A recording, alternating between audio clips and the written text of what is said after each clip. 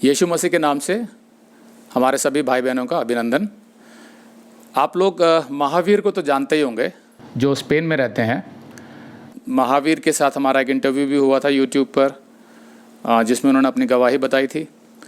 तो महावीर छुट्टियों में आए हुए हैं दिल्ली, तो वो हमारी सर्विस में हैं आज। तो आइए महावीर का स्वागत करते हैं, और उनके साथ उनके बेटे भी आए हैं, आवेश। तो आवेश का भी हम स्वागत करते हैं। तो आज हमें एक मौका मिला है आवेश से बात करने का, क्योंकि महावीर को तो आप जानते हैं उनका विश्वास यीशु मसीह पर है, लेकिन आवेश का क्या विश्वास है वो हमें मालूम नहीं है। तो इस मीटिंग में हम लोग थोड़ा सा उनसे बातचीत करेंगे, तो जिसमें मैं सुसमाचार भी बताऊंगा आवेश को। तो आवेश, सबसे पहले हम बात करते हैं इस बारे में कि भगवान, परमेश्वर, खुदा जो हम बोलते हैं, उसकी ज़रूरत क्या है मनुष्य को? क्या उसके बिना काम नहीं चल सकता? तो आप क्या सोचते हैं? बिल्कुल चलता है। मैं मानता हूँ लोग अपने आप को अंदर से to get the peace they follow a religion. Okay, तो आपने जैसे बोला फॉलो करते हैं, तो फॉलो को अगर हम डेफिनेशन लेते हैं रियल लाइफ में, जैसे कोई बोलता है कि मैं अपने फादर को फॉलो करता हूँ, उसका मतलब निकल के आता है कि फादर के जो वैल्यूज़ हैं, फादर के जो इंस्ट्रक्शंस हैं, मैं उनको मानता हूँ, तो उसको कहा जाता है कि मैं फादर को फॉलो करता हूँ। ऐसे ही आपके कंपनी में जो भी आपके मैनेजर्स हैं, वो जो इंस्ट्रक्शंस देते हैं, जब आप उनको करते हैं तो उसको माना जाता है कि आप मैनेजर को फॉलो कर रहे हैं।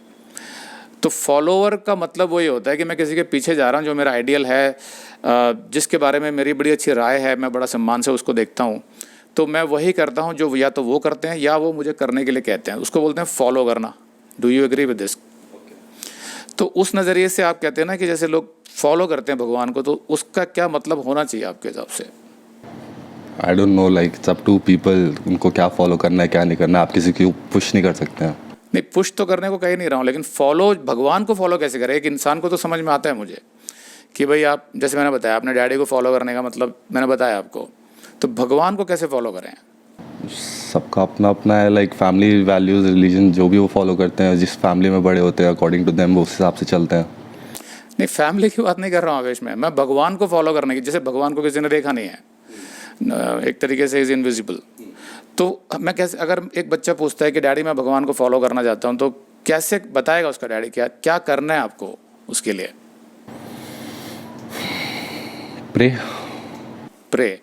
प्रे एक मतलब प्रार्थना होगी कि जिससे आप फॉलो करते हैं। तो प्रार्थना में जो प्रार्थना का मतलब होता है, डेफिनेशन होती है, वो होता है कि भगवान से कुछ मांगना, उसी को प्रेयर बोलते हैं ना। भगवान से कुछ मांगने को मैं प्रेयर नहीं कहता। प्रेयर में कहता हूँ जिसको आप रिपीट करके अपने आप को अंदर से you can get piece. Okay, तो जो प्रे का जो वैसे डेफिनेशन होता है वो होता है कि हम किसी से प्रे करते हैं तो we need something, we ask something, that is prayer. लेकिन जो आप कह रहे हैं कि कुछ चीज़ रिपीट करता हूँ, इट कुड बी अ मंत्रा और समथिंग फ्रॉम योर स्क्रिप्चर्स, जिसको आप रिपीटेडली बोलते हैं और आपको ऐसा लगता है कि मैं अंदर से शांत हो रहा हूँ, वो एक अलग चीज़ हो जाती है। तो हेल्प्स टू मेडिटेट का मतलब तो टोटली अलग हो जाता है, फिर उसमें तो आप कुछ रिपीट भी नहीं करते हैं, है ना? तो आप इनमें से कुछ करते हैं? नॉट रियली, नो, आप नहीं करते हैं। तो अगर हम आपसे पूछे कि आपका क्या फेथ है भगवान पे, ईश्वर पे, तो क्या बोलेंगे आप? As of now, I don't believe. Okay, तो आप ये मानते हैं कि कोई ऐसा गॉड, भगवान है ही नहीं? मैं ये मानता हूँ गॉड, भगवान जो भी है सब आपके अंदर ही है। आप कैसे उनसे टच में रहते हैं वो आपके ऊपर है। ओके, तो जब आप कहते हैं कि गॉड, भगवान अंदर है, हमारे अंदर है, तो उसकी क्या डेफिनेशन है कि अंदर है? मतलब आइडेंटिटी क्या है उनकी, कि अंदर क्या है? जो चीज़ आपको शांत रखे। ओके, सो अगर मैं कहता हूँ कि मैंने एक म्यूज़िक सुना बहुत अच्छा सा, तो उससे मुझे अंदर से शांति ऐसे लगी कि मैं बहुत शांत हूँ, मेरा माइंड शांत हो गया, तो क्या हम उस म्यूज़िक को गॉड कह सकते हैं? If it helps you, yes. Okay, तो आपके हिसाब से कोई भी वो चीज़ जो आपको मेंटली पीस देती है, शांति देती है, that is God? Correct. Okay, तो उसके लिए ये ज़रूरी नहीं है कि मैं किसी रिलीजन को फॉलो करूं या कुछ रीति रिवाजों को निभाऊं या कोई स्क्रिप्चर्स पढूं, ये आवश्यक नहीं है उसके लिए। करेक्ट। अगर मैं जाता हूं किसी गार्डन में और वहां बहुत अच्छे पेड़ हैं, फूल हैं, उनको देख के मुझे बड़ी अच्छी फीलिंग होती है, मैं अंदर से बड़ा शांत हो जाता हूँ। मेरी जो अंदर की जो बेचैनी है या गुस्सा है या और नेगेटिव फीलिंग्स है सब निकल जाती हैं, तो वो मेरे लिए गॉड हो गया। करेक्ट। ओके, सो वो जैसे आवेश का एक बिलीफ है कि इस तरीके से उनको शांति मिलती है, तो ऐसे हर मनुष्य का अलग अलग बिलीफ होता है। कुछ लोग अलग अलग रिलीजन्स में बिलीव करते हैं, अलग अलग धर्म में करते हैं, कुछ लोग रीति रिवाजों में करते हैं। तो क्रिश्चियनिटी या मसीहत जो होती है, क्योंकि आवेश आज पहली बार आए हैं, तो मेरा मकसद सिर्फ इतना है कि हम ये नहीं कहते कि किसी का बिलीफ सही है या गलत है, हम ये भी नहीं कहते कि हमारा ही बिलीफ सही है। हम ये कहते हैं कि हम जो बिलीव करते हैं वो आपके साथ शेयर कर रहे हैं, क्योंकि उससे हमें कुछ बेनिफिट हुआ, तो हो सकता है कि आपको भी उससे कुछ बेनिफिट हो जाए। अगर बेनिफिट आपको नहीं होता है तो कोई बात नहीं, आप ना स्वीकारें, लेकिन एज फ्रेंड्स हम लोग बैठ के बात कर सकते हैं, क्योंकि ये एक ओपन माइंडेडनेस होती है कि जहाँ दो लोग बैठे हैं, दोनों कुछ भी बोल सकते हैं और दोनों एक दूसरे को टॉलरेट कर रहे हैं, स्वीकार कर रहे हैं। वो दोस्ती होती है, वो अच्छा रिलेशन होता है। किसी पर कोई चीज़ या कोई दबाव डालना या इम्पोज करना या ये कहना कि मेरा ही सही है, वहाँ पर वो प्रेम नहीं होता, वहाँ पर वो रिलेशनशिप नहीं होता। तो मसीहत बेसिकली हमें ये सिखाती है, यीशु मसीह ने ये सिखाया था हमें कि जो आपका विश्वास है आप दूसरे के साथ साझा करो, लेकिन किसी भी प्रकार का दबाव, ज़बरदस्ती या इन्फ्लुएंस डालने की कोशिश मत करो। तो उसी के नाते मैं आवेश से कुछ बातें कर लेता हूँ। तो मसीहत में बेसिकली परमेश्वर, गॉड जिसको हम बोलते हैं, वो एक ऑब्जेक्ट नहीं है। मतलब जैसे आपने बोला कि एक गार्डन है, पेड़ है या म्यूज़िक है, तो एक तरीके से वो ऑब्जेक्ट हो जाते हैं। लेकिन बाइबल का जो परमेश्वर है, ही इज़ अ पर्सन, व्यक्ति है वो। पर्सन का मतलब ये है कि वो बात कर सकता है, सुन सकता है, उसके फीलिंग्स हैं, उसके इमोशंस हैं, वो एक रिलेशन फॉर्म कर सकता है। He is a person just like you are a person. जैसे मैं एक व्यक्ति हूँ, आप एक व्यक्ति हैं, ऐसे बाइबल का जो परमेश्वर है वो एक व्यक्ति है। अब दूसरे रिलीजन दूसरी चीज़ें सिखाते होंगे, लेकिन मैं सिर्फ आपको मसीहत के बारे में बता रहा हूँ। वो हम लोग ये मानते हैं कि जो हमारा सिस्टम है पूरा, अगर हम अपने बॉडी को ही देखते हैं अगर, तो उसमें एक इतना इंट्रिकेट माइंड है, इतना कॉम्प्लिकेटेड उसकी वायरिंग है, और वो प्रिसाइज है, वो एक्यूरेट है। अगर मैं अपने मोमेंट्स को देखता हूँ तो आज जो आर्टिफिशियल इंटेलिजेंस चल रहा है वर्ल्ड वाइड, उसमें जो रोबोटिक साइंस चल रही है, तो वो जो रोबोट्स क्रिएट करते हैं, उसको भी क्रिएट करने के लिए हम जैसा एक रोबोट चाहिए, यानी कि हम लोग उससे सुपीरियर हैं, तभी तो हमने क्रिएट किया ना उसको। हम जो प्रोग्रामिंग कर रहे हैं वैसे वो काम कर रहा है। तो इसका मतलब है कि उसको हमने क्रिएट किया तो हमारी एग्जिस्टेंस है, तभी वो क्रिएट हुआ। और हमको जिसने क्रिएट किया, हम सुपीरियर रोबोट्स हैं, हम सुपीरियर कंप्यूटर्स हैं, तो उसका भी एग्जिस्टेंस है, हमारा ये मानना है। नहीं तो इतना परफेक्ट बॉडी, इतना परफेक्ट माइंड, इतना कॉम्प्लिकेटेड हमारा जो एनाटमी है, वो अपने आप नहीं हो सकता। उसके पीछे एक इंटेलिजेंट डिज़ाइनर है, एक क्रिएटर है, और उसने किसी पर्पस से बनाया है। उसको हम गॉड बोलते हैं, परमेश्वर बोलते हैं उसको। तो वहाँ से हमारा फेथ शुरू होता है कि देयर इज़ अ क्रिएटर। और अगर हम यूनिवर्स को भी देखें तो बहुत फाइन ट्यून्ड है वो। यानी कि अगर हम सन को देखते हैं, सन अगर कुछ किलोमीटर पास आ जाता है तो पूरी धरती जल जाएगी, और वो कुछ किलोमीटर दूर चला जाता है तो हम फ्रीज हो जाएंगे।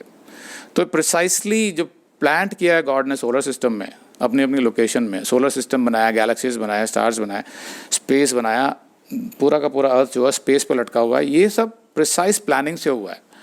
ये सब अपने आप नहीं हुआ, क्योंकि अपने आप तो कुछ भी नहीं होता। फॉर एग्जाम्पल एक कंप्यूटर आप यूज़ करते हैं, उसमें जो प्रोग्रामिंग करी होगी किसी ने, उसकी वजह से वो काम कर रहा है। तो ऐसा नहीं हो सकता है कि एक दिन कुछ प्लास्टिक इकट्ठा हो गया, कुछ मेटल इकट्ठा हो गया, एल्यूमिनियम इकट्ठा हो गया और अपने आप कंप्यूटर बन गया। वो हो नहीं सकता, क्योंकि एक्सीडेंटली अगर कुछ होता है तो वो कुछ क्रिएट नहीं करता, वो डिस्ट्रॉय करता है। तो हम लोग एक्सीडेंट्स नहीं है, हम लोग प्रिसाइज क्रिएशन है, यानी कि सोची समझी योजना के तहत हमें बनाया गया है। फिर जेनेटिक इंजीनियरिंग को अगर आप देखते हैं कि आपका जो बॉडी होगा, आपका जो फेस होगा, आपके जो हेयर होंगे, आपका जो स्किन टोन होगा, वो आपके डैडी से मैच करता है, मम्मी से मैच करता है। दैट मीन्स जो स्पर्म्स होते हैं इंसान के, जो शुक्राणु होते हैं, उसमें भी प्रोग्रामिंग है। ठीक उसी तरह हर तरह के पेड़ पौधे, अगर एक सेब का बीज निकलता है तो उसमें से एक सेब ही निकलता है, तो यानी कि उस बीज में भी प्रोग्रामिंग है। और ये सब कोइंसिडेंस नहीं है, ये सब अपने आप नहीं हो सकता। जैसा कि एवोल्यूशनिस्ट बताते हैं कि सब कुछ अपने आप हुआ, या कुछ रिलीजन्स ऐसा मानते हैं कि सब कुछ नेचर अपने आप में ही गॉड है और नेचर अपने आप से एग्जिस्ट करती है। तो हम लोग ये मानते हैं कि नहीं, उसके पीछे एक इंटेलिजेंट डिज़ाइनर है। और जब हम उस इंटेलिजेंट डिज़ाइनर के बारे में सोचते हैं कि उसने हमें क्यों बनाया, वहाँ से हमारा पर्पस ऑफ लाइफ शुरू होता है कि उसने किसी रीज़न से बनाया। उसका कारण ये है कि जितने भी मनुष्य हैं, हम लोग भी कुछ भी करते हैं तो उसके पीछे कुछ ना कुछ पर्पस होता है।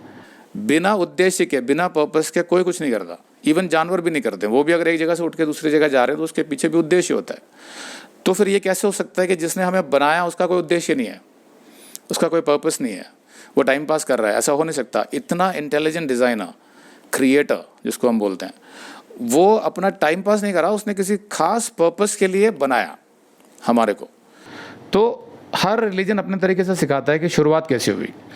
ये आपके ऊपर है कि आप उनको सुनते हैं, पढ़ते हैं और किस पर बिलीव करते हैं। हम लोगों की जहाँ तक बात है, खासकर मेरे को बाइबल में जो क्रिएशन के बारे में लिखा है कि गॉड ने कैसे बनाया पूरा यूनिवर्स और क्यों बनाया, और इंसान को कैसे बनाया और क्यों बनाया, वो मुझे सबसे सटीक लगा, सबसे लॉजिकल लगा। बाकी जो मैंने जितने भी स्टडी किए तो थोड़े वेग लगे, मुझे समझ नहीं आ रहा था कि इसका पर्पस भी नहीं समझ आ रहा, और क्रिएशन का अगर मैं ध्यान से देखूं तो कुछ समझ नहीं आ रहा कैसे क्रिएट हुआ। तो नॉर्मली जब मैं लोगों से बात करता हूँ किसी भी रिलीजन से, तो मैं ये पूछता हूँ कि आपके हिसाब से पूरा यूनिवर्स एग्जिस्टेंस में आया कैसे, तो आमतौर पर उनके पास कोई क्लियर जवाब नहीं होता। तो इससे मुझे पता चला कि बाइबल बहुत क्लियरली बताती है कि गॉड ने कैसे यूनिवर्स को बनाया, because he is a powerful God. सिर्फ सोचने भर से और बोलने भर से सब कुछ हो जाता है गॉड के, इतना पावरफुल साइंटिस्ट है वो। जैसे हम लोग आज क्लैप करते हैं तो लाइट जल जाती है, तो हमारी साइंस इतनी है। या हम यहाँ से फ़ोन करते हैं तो अमेरिका बात करते हैं तो सुनाई देता है, या हमने सैटेलाइट्स भेजे, तो हमारी बड़ी लिमिटेड साइंस है। लेकिन गॉड इतना बड़ा साइंटिस्ट है कि उसकी साइंस से सब कुछ क्रिएट हुआ।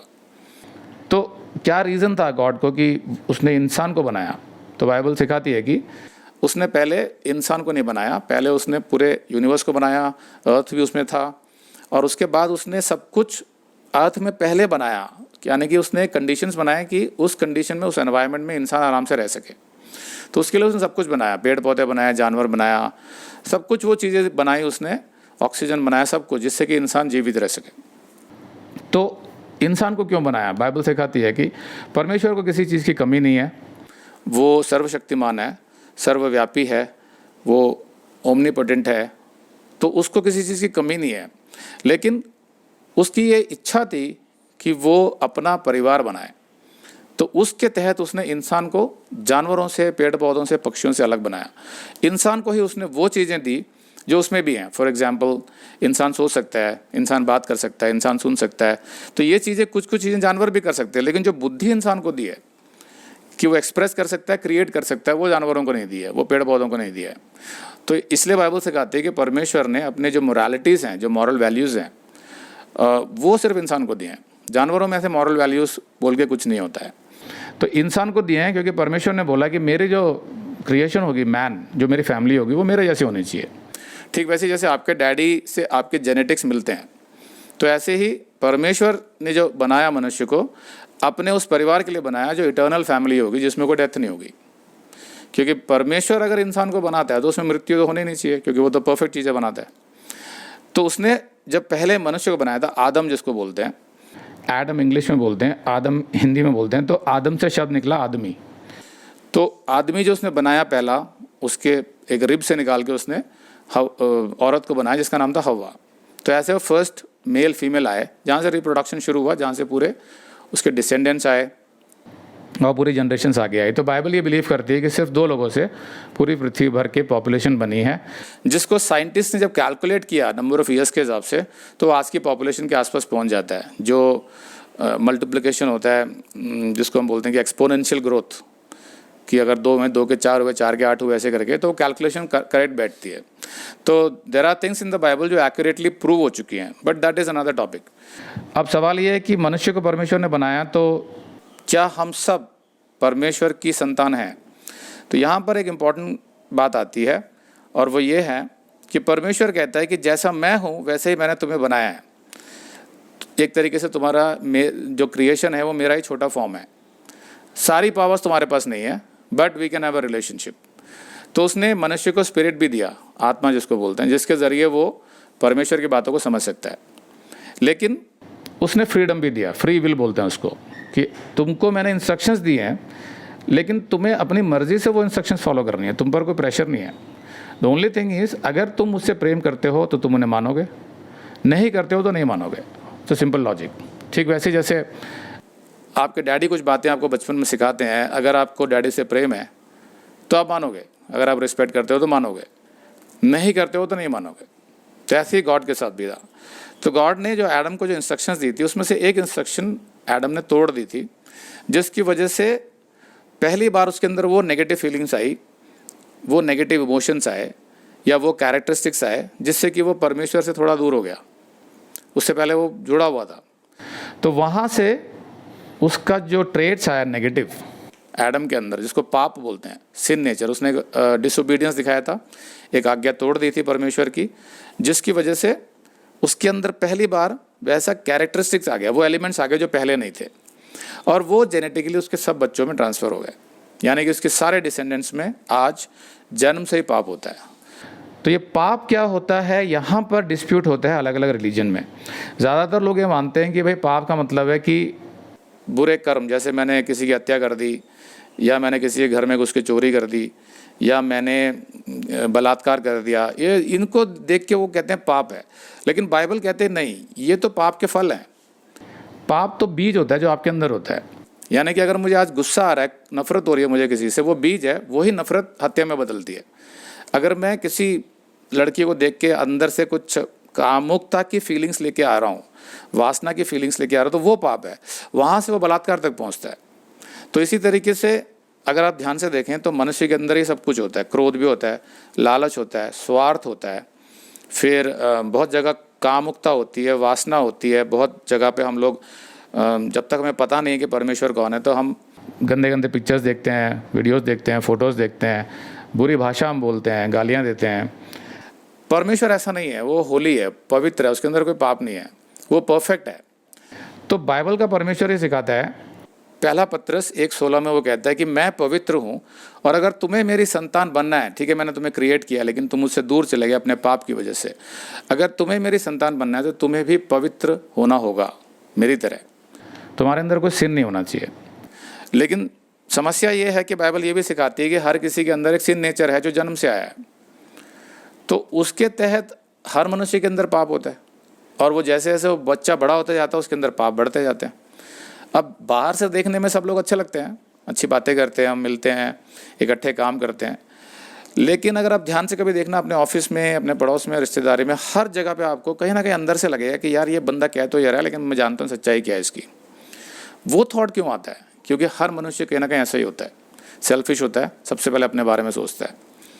तो वो जो नेगेटिव ट्रेट्स हैं जिसको परमेश्वर पाप बोलता है, वो परमेश्वर कहता है कि तुम्हारे अंदर ये होने नहीं चाहिए, और अगर तुम्हारे अंदर ये रहेंगे और तुम मर जाते हो एक दिन, क्योंकि डेथ तो सबकी होनी है। पाप की वजह से डेथ आया था, जैसा परमेश्वर ने बताया। आदम के पास जब उसको बनाया था तो उसके अंदर कोई मृत्यु नहीं थी, लेकिन क्योंकि उसने डिसोबीडियंस दिखाया, उसके अंदर पाप आ गया, वहाँ से मृत्यु आई मनुष्य के अंदर। सिर्फ बाइबल ये एक्सप्लेन करती है कि मनुष्य मरता क्यों है। बाकी कोई भी रिलीजन जितना मैंने स्टडी किया है ये क्लियरली बताता नहीं है कि अगर गॉड ने इंसान को बनाया था, इतना परफेक्ट बॉडी दिया था, तो हम एक दिन बूढ़े होकर मर क्यों जाते हैं, हमारे बाल सफ़ेद हो जाते हैं, आंखें कमज़ोर क्यों हो जाती हैं, हमारी प्रोग्रामिंग में ऐसी क्या गड़बड़ हुई कि हम एक दिन बूढ़े होकर मर जाते हैं, इनफैक्ट बीमार भी पड़ते हैं हम। तो फिर जब मैंने अपना रिसर्च शुरू किया था, स्टडी करता गया, तो मुझे समझ आया कि पाप की वजह से परमेश्वर ने बोला कि तुम्हारा शरीर का अंत होगा एक दिन। तो अब समाधान क्या है इसका? पाप हमारे अंदर है, उसका प्रूफ है डेथ, हम सब मरते हैं अकॉर्डिंग टू द बाइबल। तो परमेश्वर कहता है कि लेकिन तुम्हारा मुझसे संबंध बन नहीं सकता अगर तुम्हारे अंदर पाप है तो हम कहते हैं परमेश्वर पाप तो हमारे अंदर है, शुरू से हम जानते हैं, हमने कई गलत काम किए हैं, कई बार पाप किया है, कई बार झूठ बोला है, स्कूल में भी झूठ बोला है, कई बार माँ बाप से झूठ बोला है, तो कई पाप किए हमने। मैं तो जैसे हमारे स्कूल की जो कैंटीन होती थी उसमें जो कैंडीज़ वगैरह रखी होती थी मैं चुरा के खाता था कभी कभी। वो बंदा उधर देख रहा होता था, मैं हाथ से निकाल लेता था। तो उस टाइम नहीं लगता था कि ये चोरी है, लेकिन अब समझ आया कि वो भी चोरी होती है। अगर कोई किसी का इंटरनेट से या उसके वेबसाइट से कुछ कंटेंट चुरा के अपने वेबसाइट पर डाल रहा है, वो भी चोरी है। अगर मैं कोई सॉफ्टवेयर या कोई मूवी डाउनलोड कर रहा हूँ इलेजिटिमेट वेबसाइट से देखने के लिए, वो भी चोरी है। मनुष्य ऐसा क्यों करता है? क्योंकि उसके अंदर पाप होता है, वो सीधे रास्ते पे नहीं जाता है। आप अपने कंपनी में भी देखेंगे बहुत सारे ऐसे चीज़ होते हैं जो क्योंकि मैंने भी कॉल सेंटर्स में वर्क किया हुआ है, तो सिस्टम को मैनिपुलेट करके अपना स्कोर ऊपर करते हैं। क्यों करते हैं? वो गलत चीज़ें क्यों करते हैं हम? क्योंकि हमारे अंदर पाप का स्वभाव है। तो गॉड कहता है कि नहीं, तुम्हें ये सब करने की ज़रूरत नहीं है, तुम सीधे रास्ते से भी जीवन जी सकते हो, तो तुम्हारे जीवन में शांति आएगी। बाइबल कहता है कि जब तक तुम सीधे रास्ते पे नहीं चलोगे, यानी मेरे रास्ते पे नहीं चलोगे, तब तक तुम सच्ची शांति का अनुभव कर नहीं पाओगे। तुम दूसरे किसी तरह की शांति तो शायद प्राप्त कर लोगे, जो मेंटल हो सकती है या फिजिकल हो सकती है, लेकिन जो अंदरूनी शांति है वो तभी आएगी जब तुम मेरे वैल्यूज़ पे चलोगे और फिर भी तुम्हारा जीवन सही सलामत चलता रहेगा।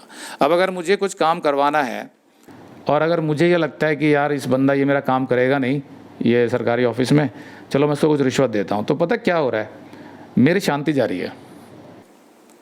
तो परमेश्वर कहता नहीं आपको रिश्वत नहीं देनी है, मुझ पर भरोसा रखो, मैं तुम्हारा काम करवा दूंगा, लेकिन तुम्हें कोई कॉम्प्रोमाइज़ नहीं करना है। तो अगर मुझे कॉन्फिडेंस है और उस परमेश्वर को मैं जानता हूँ तो मैं सीधा चलता रहूँगा, तो मेरी शांति जाएगी नहीं, तब तो मैं शांति से जी सकता हूँ। मुझे पता नहीं, और हमने किए भी हैं लाइफ में ये सारे काम, हर जगह पे हमने ये स्टैंड लिए हैं कि हमने बोला नहीं, हम ये ऐसे नहीं करेंगे। जब हमने ये मकान परचेज़ किया था तो ये लोग कहते थे 50% आपको ब्लैक देना होगा, तो हमने कहा नहीं, हम नहीं देंगे। तो उसकी वजह से हमें 40 मकान छोड़ने पड़े, लेकिन फिर ये वाला मिला जिन्होंने हमसे ज़्यादा पैसे लिए, लेकिन हमने वाइट में ही दिए, पूरा टैक्स भरा। तो परमेश्वर बोलता है कि मेरे रास्ते पर तकलीफ़ें आ सकती हैं, लेकिन तुम्हारा काम नहीं रुकेगा, तुम्हारे अंदर शांति रहेगी। तो हमें कोई डर नहीं है। जब आप प्रॉपर टैक्स देते हैं तो आपको ये डर नहीं है कि यार कल को कोई आके पकड़ेगा आपको, तो शांति आ गई ना। ऐसे ही हर जगह पर जहाँ परमेश्वर को फॉलो करते हैं आपके अंदर शांति रहती है। ये बाइबल की टीचिंग है। तो सवाल ये कि हमारे अंदर तो पाप का स्वभाव जन्म से है, तो फिर हम चलेंगे कैसे उस रास्ते पे? उसका समाधान परमेश्वर ने निकाला। उसने बोला कि मैं जानता हूँ तुम सबके अंदर पाप है, जिसकी वजह से तुम्हारा रिलेशन मुझसे बन नहीं सकता है। भले ही तुम कितने भी चर्च चले जाओ, गुरुद्वारा चले जाओ, मंदिर चले जाओ, लेकिन तुम सोचते हो कि तुम ये सब करके मुझसे रिलेशन बना चुके हो और तुम मुझे प्रसन्न कर रहे हो, लेकिन मैं प्रसन्न नहीं होता हूँ, क्योंकि तुम्हारे अंदर पाप है। मैं तभी प्रसन्न होऊंगा जब तुम्हारा पाप खत्म हो जाएगा और तुम पाप के रास्ते से हट जाओगे। तो परमेश्वर यही कहता है कि मेरे अंदर पाप नहीं है, तुम्हारे पापों का समाधान मैंने ये निकाला है। जस्टिफिकेशन बोलते हैं इसको। जैसे कोर्ट में होता है कि अगर मैं कुछ क्राइम करता हूँ तो मुझे उसकी सज़ा मिलती है, तो ये एक तरीका उसने निकाला कि तुम्हारे जो पापों का जो दंड है वो मैं भुगत लेता हूँ, खुद भुगतता हूँ मैं।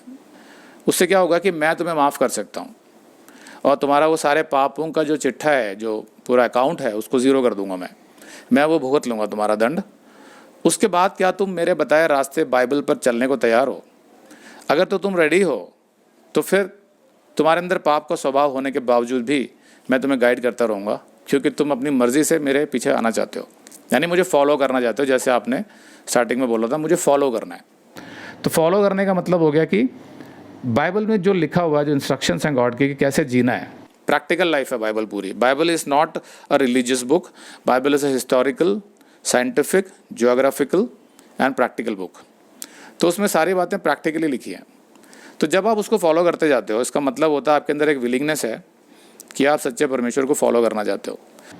यीशु ने जैसे ये बताया कि जो मनुष्य ये समझता है कि उसके अंदर कुछ पाप हैं, कुछ कमियां हैं, और वो सच्चे परमेश्वर के साथ जीना चाहता है, तो मैं उसकी मदद करूंगा। तो वो अपने पापों का जो दंड है वो यीशु मसीह पर डाल दे, जिसने 2000 साल पहले आके क्रॉस पे अपना बलिदान दिया सबके पापों का, पूरी मानव जाति का। क्योंकि परमेश्वर ने कोई धर्म बनाया नहीं है, ना उसने हिंदू धर्म बनाया, ना मुस्लिम बनाया, ना सिख बनाया, ना क्रिश्चियनिटी बनाई। ये सारे रिलीजन जो बने हुए हैं ये सारे मनुष्यों ने बनाए। परमेश्वर ने कोई रिलीजन बनाया नहीं। तो परमेश्वर ने क्या बोला, रिलीजन की कोई ज़रूरत ही नहीं है। अगर आपको अपने डैडी से रिलेशन बनाना है तो उसके बीच में रीति रिवाजों का क्या काम है? भाई आप तो सीधा डैडी से बात करेंगे ना, हेलो डैडी बोल के या नमस्ते बोल के, या जो भी आपका तरीका है डैडी से बात करने का, ऐसी डैडी आपसे करेंगे ना बात। वो तो एक प्रेम का रिलेशन है। लेकिन अगर डैडी बोलें कि नहीं भाई मेरे पास आने के लिए पहले तुम्हें 4 रीति रिवाज करने हैं, तो वो तो बड़ी अजीब सी बात नहीं हो जाती आवेश? तो इसलिए परमेश्वर भी कहता है कि उसने कोई रिलीजन बनाया नहीं है। लेकिन गॉड है, एक क्रिएटर है जो बाइबल सिखाती है, जो सिर्फ इतना ही कहता है कि तुम लोग जो पाप के रास्ते पे जी रहे हो, ये सोच के कि तुम्हारे जीवन में शांति आएगी और तुम एक अच्छा जीवन जी पाओगे, वो नहीं होने वाला, वो भ्रम है। उसके लिए आवश्यक है कि तुम सच्चे परमेश्वर को जानो कि तुम्हारा सृष्टिकर्ता और क्रिएटर कौन है, और उसके बताए हुए रास्ते पे चलो, विच इज़ द बाइबल। कैसे बाइबल, वो आपको ढूंढना है। हम नहीं कहेंगे कि आप मतलब हमारे कहने की वजह से आप बाइबल को फॉलो करो। हम कहेंगे आपकी कोई अगर रिसर्च है, आपकी कोई सर्च है सच्चे गॉड को लेके, तो आप जिस भी तरीके से कर सकते हैं। सबसे आसान तरीका ये होता है कि हम अपने मन में ये प्रार्थना करें कि हे परमेश्वर, जिसने मुझे बनाया है, तू मेरी कमियों को जानता है, तू मेरी मुसीबतों को जानता है, मैं तुझसे मिलना चाहता हूँ। और मुझे पता है कि अगर तूने मुझे बनाया तो तू मेरी ये प्रार्थना सुन रहा है, तो इसलिए मुझे उसका जवाब दे। ये सबसे अच्छा शॉर्टकट होता है सच्चे परमेश्वर को ढूंढने का, अगर खुले मन से आप बुलाते हैं। कुछ लोग सोचते हैं कि इसका मतलब क्या, हमें सारे स्क्रिप्चर्स पढ़ने पड़ेंगे। नहीं, आपने कभी ध्यान दिया हो, जैसे वो छोटी बच्ची बैठी थी यहाँ पे, उसको अगर कोई ज़रूरत है अपने मम्मी या डैडी से, तो वो क्या करेगी? वो सीधा बोलेगी मम्मी डैडी, सीधा बोलेगी और वो लोग भागते हुए आ जाएंगे उसके, हाँ बेटा क्या चाहिए। ऐसे ही हमारा परमेश्वर है। जब आप मन से ये बोलते हैं परमेश्वर मुझे सबसे पहले ये जानना है कि तू कौन है, तूने मुझे बनाया है। यहाँ तो बहुत सारे रिलीजन है, बहुत सारी बुक्स हैं, मैं इन सबको पढ़ के तो नहीं ढूंढ सकता आपको। मुझे बताओ कि कौन है, तेरा क्या नाम है, क्या तूने कहीं पर अपने आप को व्यक्त किया है किसी किताब में, तो मुझे बताओ। जब आपके अंदर से ये भावना निकलेगी सबसे पहले, तो बाइबल सिखाती है आपको सच्चा परमेश्वर मिल जाएगा। वो आपकी रिसर्च है, लेकिन परमेश्वर ने ये मार्ग खोला हुआ है मनुष्य के लिए कि किस तरह उसे अपने पापों से मुक्ति मिलती है यीशु के बलिदान से। तो उसके अंदर परमेश्वर क्या करता है, अपना स्पिरिट, जिसको हम होली स्पिरिट बोलते हैं, वो छोड़ देता है। वो होली स्पिरिट क्या करता है, हर वो मनुष्य जिसने अपने पापों से मन फिराकर रिपेंट करके जीसस के बलिदान से मिलने वाली क्षमा को स्वीकार कर लिया और यह डिसीजन ले लिया लाइफ में कि मैं आपसे पापों में नहीं जीना चाहता हूँ, मैं परमेश्वर के बताए हुए सच्चे मार्ग पर चलना चाहता हूँ, तो उसको परमेश्वर अपना स्पिरिट देता है, which is the Holi spirit. वो व्यक्ति जो परमेश्वर है वो स्वयं पवित्र आत्मा के रूप में आपके अंदर रहता है। फिर वो आपकी बुरी सोच को हटाना शुरू करता है और आपको सही डायरेक्शन देता है। जो भी अपने पापों से मन फिराकर यीशु मसीह के बलिदान से मिलने वाले क्षमा को स्वीकार करता है और यीशु के बताए मार्ग बाइबल पर चलने को तैयार हो जाता है, उसको परमेश्वर अपना आत्मा देता है और वो जीवन भर उस आत्मा के मार्गदर्शन से चल सकता है यीशु के पीछे। तो ये है बाइबल का सुसमाचार, जिसको हम बोलते हैं गॉस्पल, द गुड न्यूज़, जिसमें आप परमेश्वर के बारे में जानते हो कि कौन तुम्हारा सृष्टिकर्ता है। जब मुझे मेरा सृष्टिकर्ता मिल जाएगा तो मैं अपने जीवन की सारी ज़रूरतों के लिए उससे बात कर सकता हूँ, बजाय इसके कि मैं अपना एक भगवान बना लूँ अपनी इमेजिनेशन से, अपनी कल्पना से, जिसके पीछे कोई एविडेंस नहीं है। मैंने एक अंधविश्वास में मान लिया, या मैंने, मेरे परिवार ने जो मुझे बताया मैंने मान लिया, मैंने अपनी तरफ से कभी नहीं ढूंढा। तो उस तरह के विश्वास से सच्चा परमेश्वर मिल नहीं सकता है, क्योंकि वो तो मेरा भ्रम हो जाता है। तो बाइबल की शिक्षा ये है कि सच्चा परमेश्वर आपसे दूर नहीं है, लेकिन आपको खुद बुलाना होगा। जब आप बुलाएंगे तो वो जवाब देगा। और आपके लिए ये नहीं मैटर करता कि आप किस धर्म से जुड़े हैं। मनुष्य के लिए मैटर ये करता है कि क्या वो सच्चे परमेश्वर से जुड़ा है, क्या वो सृष्टिकर्ता से जुड़ा है। ये जो बाइबल है ये वर्ल्ड की सारी लैंग्वेजेस में ट्रांसलेटेड है। ये रिलीजियस बुक नहीं है, इसका किसी भी रिलीजन से कोई कंसर्न नहीं है। तो आज आप जब किसी चर्च में जाते हैं तो पहली बात तो चर्च की जो डेफिनेशन है बाइबल में वो बिल्डिंग नहीं है। Building is not the church. According to the definition of church in the Bible, it means people who follow this book is the church, उसको चर्च बोला जाता है। तो लेकिन ये वाली जो इन्फॉर्मेशन है ये कहीं पर है नहीं आमतौर पे, खासकर हमारे देश में तो बिल्कुल नहीं है। उनको लगता है कि मैं किसी बिल्डिंग में गया था, दैट वाज अ चर्च। कुछ लोग कहते हैं कि मैं उस चर्च में गया था, मुझे बड़ी शांति मिली, but that peace is not the real peace, क्योंकि वो सिर्फ एक शांत एनवायरनमेंट है वहाँ पे, वो इंटरनल पीस नहीं होता है। लेकिन जो ये वर्ड ऑफ गॉड है ये हमें बताता है कि रियल शांति कैसे मिलती है। तो कहने का मतलब ये है कि जब आप कहते हैं कि मैं चर्च गया था, तो मोस्ट प्रॉबेबली आप किसी बिल्डिंग में गए थे जिसको आप चर्च समझ रहे हैं। तो ज़रूरी नहीं है कि वहाँ की जो टीचिंग्स हैं वो बाइबल बेस्ड हों, और ज़रूरी नहीं है कि वहाँ के जो लोग हैं वो एक्चुअली में क्रिश्चियंस हों। वो एक रिलीजन बन जाता है।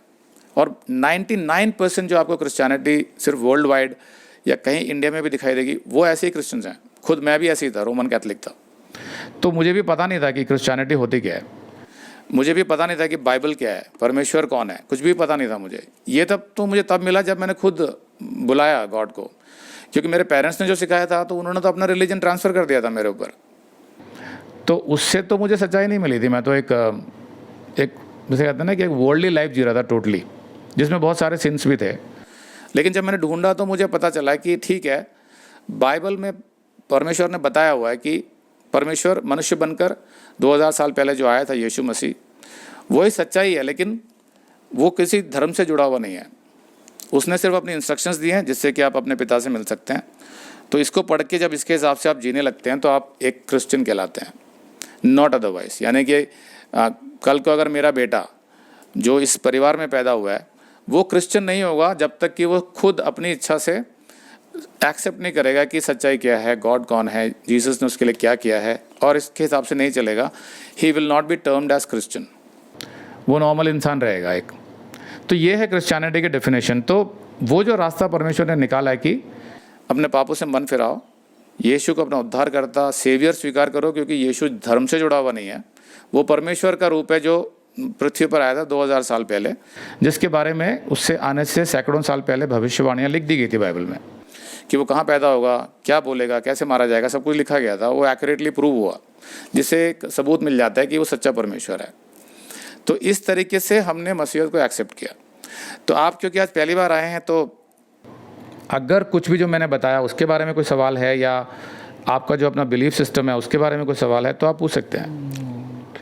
या कोई ऐसी बात जो नहीं समझ आई हो इसमें? नहीं, ऐसा कुछ नहीं। ओके।